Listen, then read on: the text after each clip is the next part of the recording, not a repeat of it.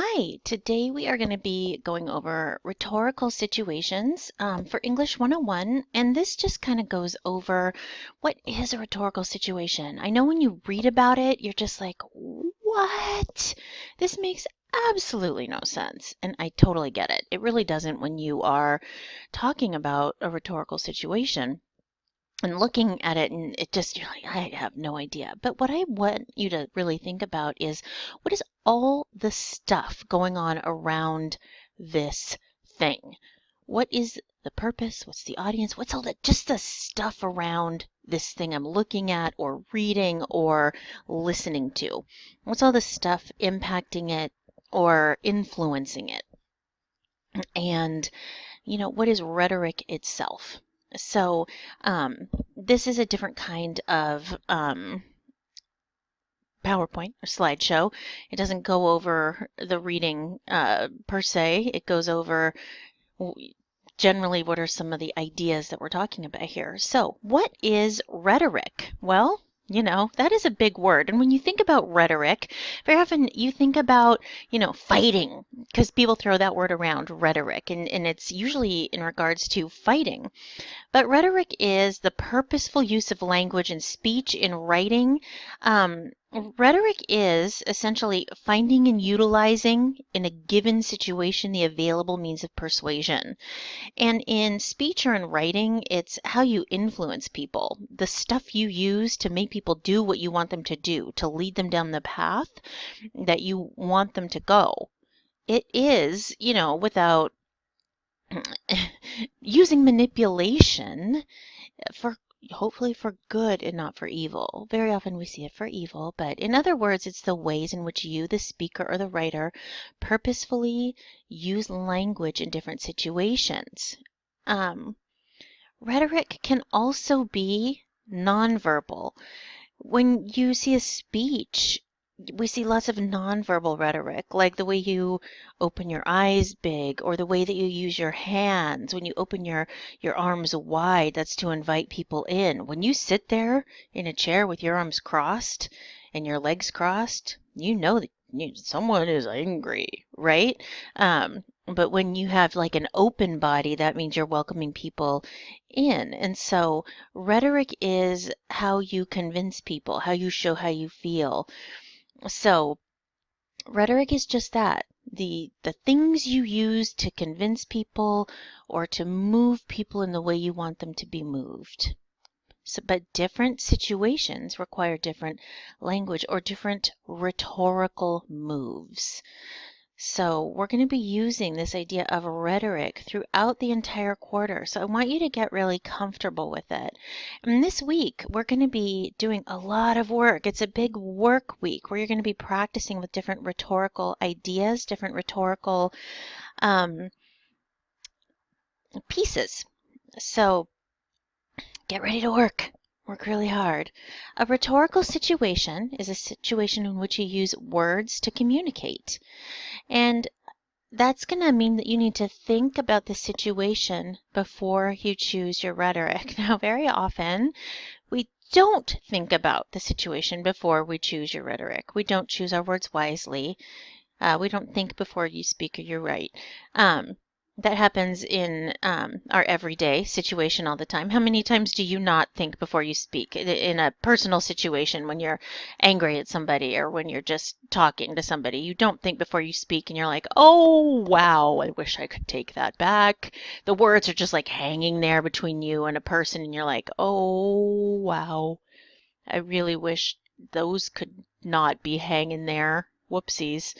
But in academic rhetoric, we are always going to think before we speak and assess our rhetorical situation and think about the many things that are at play so that we can effectively use rhetoric to our benefit. There are rhetorical situations everywhere. So in the following 4 slides, we're going to see some various rhetorical situations that we might see at home, different work situations when we're out playing around at school. And I want you to consider the rhetorical situation on the slide. How did the situations differ? How would you consider your choice of words in each situation and why? So at home, um, what's the rhetorical situation here? There's a couple, they're meeting with a contractor. What is the rhetorical situation? They're finding and utilizing in the given situation the available means of persuasion. It looks like they are having a house built. Um, the contractor looks befuddled. The couple it looks a little bit tense. So they are trying to convince the contractor of something. The contractor might be trying to convince them of something. Maybe work isn't going as quickly as they want it to. They're trying to get him to move. They're pointing at something. You know, there's some tense stuff going on there. So maybe they want him to go faster. What's going on?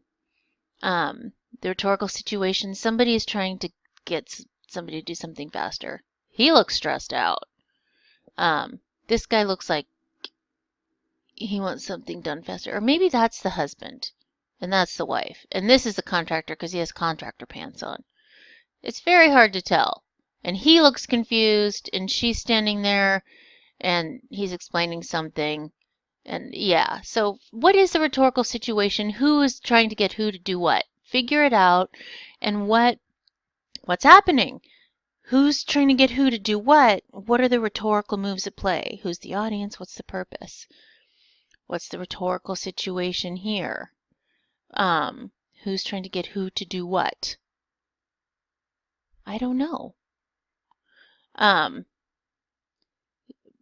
we'll be coming back to this, if not this week, next week. All right, now look at this one. This one's tricky. A mom or a person and a little tiny girl smiling adorably up at the mom. Now, if any of you have had someone in your life that you can smile up adorably at, you know that there are times when you can use a look to get somebody to do something. Those are kind of those nonverbal things where you can persuade somebody just with a look alone. And that is a rhetorical situation. You are finding and utilizing the available means of persuasion in a given situation. And that's a rhetorical situation. At work, there's this guy. He is clearly giving a presentation, trying to convince a group of people to do something. There's this that looks like an interview where it's hard to tell who is who here, but somebody is trying to, they're having a meeting. Somebody is trying to get somebody one-on-one to do something, and a memo where, you know, in business communication, nobody wants to read business communication, but somebody is trying to get somebody to do something. So no one wants to read it, but they're trying to, starting January 1st, we will blah, blah, blah, blah, blah, blah, blah, blah, blah. They're trying to get an entire company-wide policy to do something. So it looks boring. Outstanding performance. Blah. Okay. At play, oh, wow. Well, that looks angry. At play here, people are meeting. There's rhetorical situations rhetorical situations between a person and another person, but through the intermediary of a phone. Wow, that's an old picture. Look at that. Look at that fancy phone. People meeting and over coffee. That's a whole different kind of rhetorical situation. This is at play, but it's an angry play. And then last but not least, at school. Rhetorical situations always at school. It's hard to tell whether this is a student or an instructor, but whoever's up there is clearly speaking to a class through a microphone, lots of scary looking stuff in the background, trying to get people to listen, right? Trying to be engaging. I'm standing up here trying to be engaging. Listen to me. This person is clearly thinking hard. I'm trying to do well on this test. Please grade me well. This person, what's going on here? I don't know. You tell me. So, the rhetorical situation. There are 5 elements to consider in every rhetorical situation. And we, throughout the quarter, are going to be working with these 5 elements all the time. Before you ever start writing, you are going to consider these 5 elements of your paper. You're going to assess these before you ever start writing. You're going to be looking at essays and you're going to figure out these 5 elements and see how people handled these. So you're going to start getting to know these really well. The purpose. Why are you communicating? What is it you're trying to do?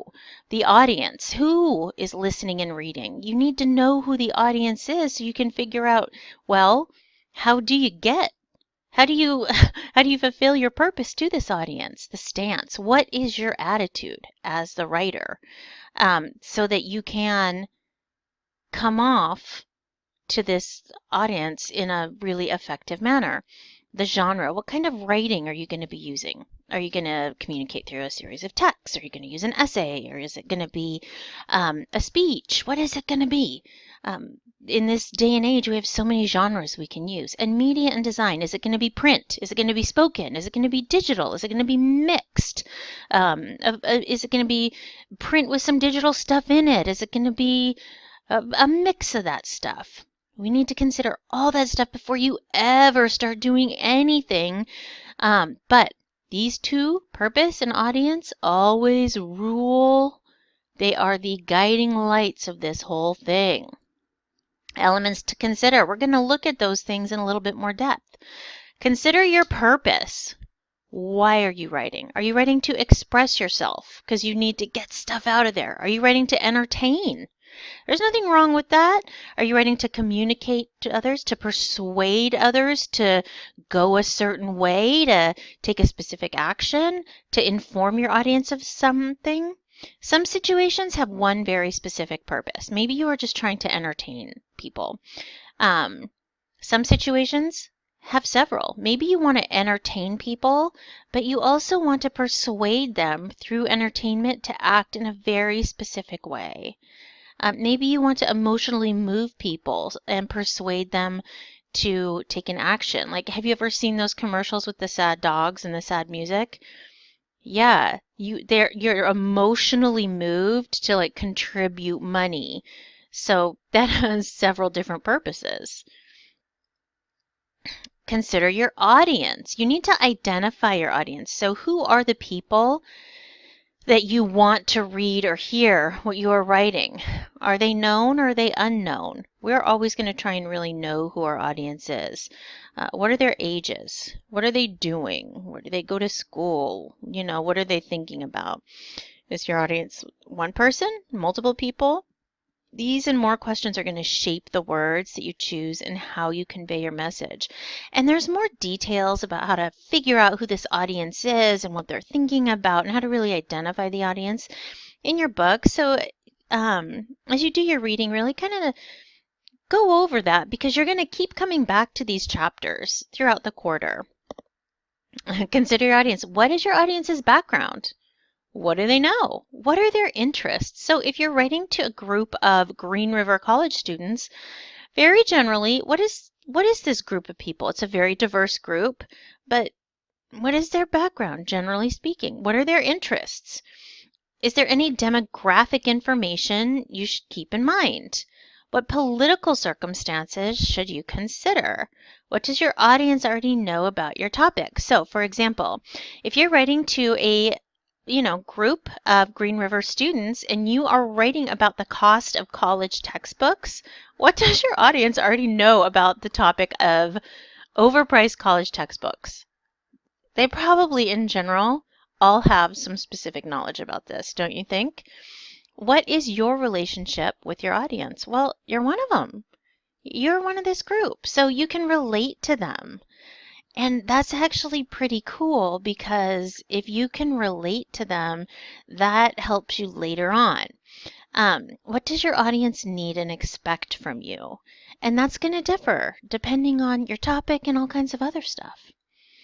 Consider your stance. Now that's pretty cool because with that last example, since you're one of the audience for that textbook example, your stance is kind of already defined. Or in other words, what is your attitude towards your topic? It's not just what you say, it's how you say it. So, your tone, how you say it. Are you going to be thoughtful? So, kind of measured and really, thoughtful. Are you going to be defiant? Like angry? Are you going to be objective? Like you don't have an opinion about this? You're very measured? Are you going to be very opinionated? Like, out there punching. I'm punching my hand as I talk about this. Are you going to be sarcastic? Are you going to be serious? Are you going to be assertive? Or are you going to be uncertain? How do you choose the right tone? Well, that depends on your audience. You need to know who your audience is to choose the right tone. And that's why I was saying at the beginning, your audience and your purpose are going to guide you through this. So if your purpose is to inform or persuade or whatever, and you know who your audience is, let's say it's Green River students, and you're going to talk about the ridiculous cost of textbooks, and you're a Green River student yourself, your tone can be opinionated, and it can be, a little bit, maybe not sarcastic. You can be thoughtful, but you can also be, a student with a little bit of sass, saying, yeah, these textbooks are ridiculous. You can talk as a fellow student and make it clear you are a fellow student, but you are also assertive. You know what you're talking about because you are a fellow student. You have lots of experience with this because you've purchased a lot of textbooks. You see what I'm saying there? It really depends on your audience and your purpose, and you know this audience and you know your purpose because you've done your homework here. Consider the genre: letter, profile, position paper, poem, instructions, web pages. That all depends. Rhetorical situations. We're not going to do any practice here. I'm going to have you just practice on your homework for this week, but that is understanding the rhetorical situation. Now, whoopsies. Week 2, you have lots of homework. You have some reading to do. You have this rhetorical choices exercise and discussion, bad rhetorical choice discussion board. This one is so funny. And this short paper assignment. It's lots of work, really digging into these rhetorical choices. But as you do it, you're going to get so acquainted with this idea of what is rhetoric. So I know that a lot of it seems like, so much work. But this is a foundational week. So give yourself lots of time. Do not try and do this all Sunday night. Everything is due Sunday, but do not try and do this all Sunday night. And really make sure that you're taking the time to understand what is rhetoric, because you have you'll be working with these ideas all quarter. So this rhetorical situation and what is rhetoric is going to stay with us as we're building upon these ideas. So good luck. Let me know if you have any questions, and have a great week too. Bye.